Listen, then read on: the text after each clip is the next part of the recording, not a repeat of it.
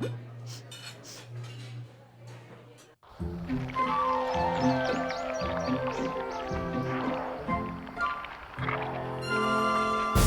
is the saga of the return of the legendary melon, the Bradford watermelon.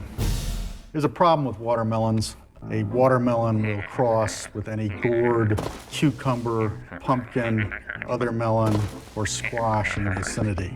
So you have to keep it a mile apart from any other vegetable, or else it will form vegetable mongrels.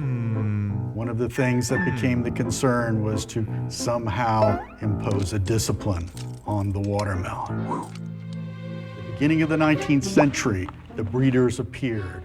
They created ancestor melons for all the melons we eat now. There was Carolina Sweet, the Mountain Sweet, and a Lawson watermelon. There was apparently a Georgia military officer, his name was Lawson. He gets captured, stuck on a prison ship in the West Indies. A nice Scottish captain gives him a slice of watermelon. He saves the seeds, brings them back to Georgia. He grows them, and it becomes the sweetest, most wonderful tasting watermelon that anyone has ever encountered.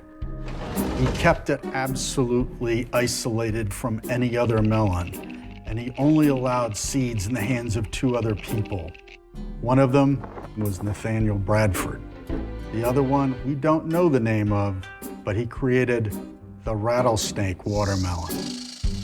But the Bradford melon was the one that everyone wanted. If you had a Bradford watermelon, you took measures to defend it. You had people with guns standing out by watermelon patches, and you had young men forming watermelon clubs whose sole intent was to pillage those watermelons. So the defenders poisoned certain unmarked melons in their field and post a notice, pick at your own risk.